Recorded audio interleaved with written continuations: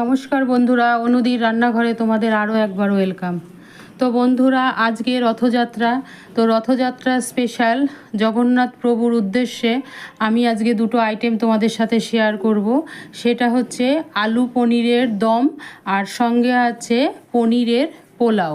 তো এই আলু পনিরের দম আর পনির পোলাও তোমাদের সাথে আমি এখন কি করে করি। সকলেই এগুলো করে, কিন্তু এক একজনের করার ধরন এক এক রকম। আমি কিভাবে করি চলো তোমাদের সাথে শেয়ার করি। বন্ধুরা দেখো, আমি গোবিন্দভোগ চালটাকে ধুয়ে ভিজিয়ে রাখিনি, তারপরে আমি এই থালাতে ছড়িয়ে রেখেছিলাম। দেখো একদম ঝুরঝুরে হয়ে গেছে। এইবার আমি কি করব, কিছু মশলা এর মধ্যে অ্যাড করব।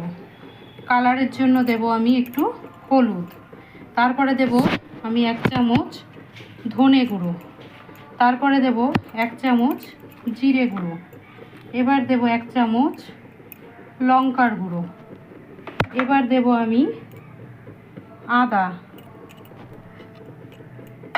দেওয়ার পরে এবার দিতে হবে আমাকে চিনি।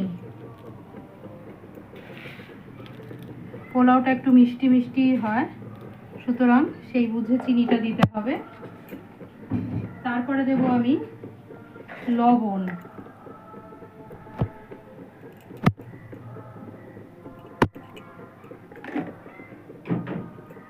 দেওয়ার পরে এবার আমি দেব অল্প সামান্য একটি জয়িত্রী আর একটুখানি জায়ফল আমি এটার মধ্যে গ্রেট করে দেব।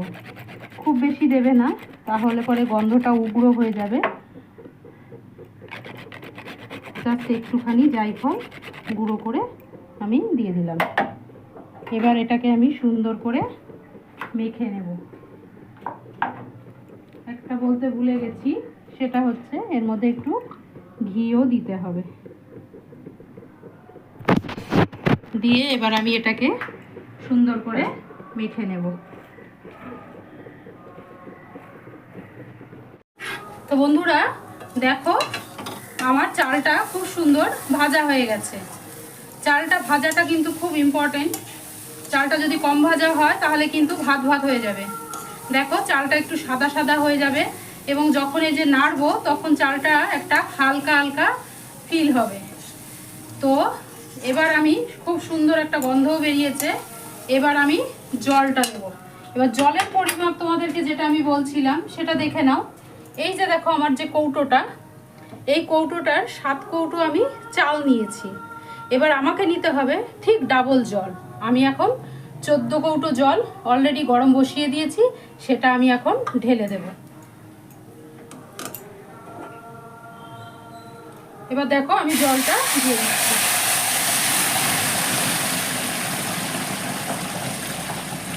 দেখো আমি তো 14 কৌটো জল দিয়েছিলাম, তোমাদেরকে মাপটা দেখালামই। এবার 5 মিনিট বাদে আমি ঢাকনাটা খুললাম। এখনো জল অনেকটাই রয়ে গেছে।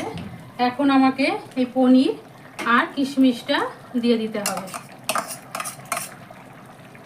দিয়ে এবার গ্যাসটাকে সিম করে আমি আরও 5-7 মিনিট একটু হতে দেব। এবার আমি আরেকটু ঢাকা দিয়ে দিচ্ছি। বন্ধুরা দেখো আমার পনির পোলাও একদম রেডি। এবার আমাকে দিতে হবে উপর থেকে কিছু গরম মশলার গুঁড়ো। 95% চাল আমার সিদ্ধ হয়ে গেছে, আর 5% রাখবো আমি স্ট্যান্ডিং টাইমের জন্য। এবার আমি দিচ্ছি উপর থেকে একটু ঘি দিয়ে এবার আমি চাপা ঢাকা দিয়ে রেখে দেব 10 মিনিটের জন্য। 10 মিনিট বাদে আমি ফিরে এসে তোমাদের দেখাবো পোলাওটা কত সুন্দর ঝুরঝুরে এবং সুসিদ্ধ হয়েছে। তো বন্ধুরা, যদি আমার এই রান্নাগুলো তোমাদের ভালো লাগে তোমরা অবশ্যই কিন্তু বাড়িতে ট্রাই করো। তো এবার আমি এটাকে 10 মিনিটের জন্য চাপা ঢাকা দিয়ে রেখে দিচ্ছি। তাহলে বন্ধুরা দেখতে পেলে দেখো আমার পোলাওটা পনির পোলাও একদম ঝুরঝুরে হয়ে গেছে। কি সুন্দর দেখো, একটার সাথে একটা একদম লাগেনি।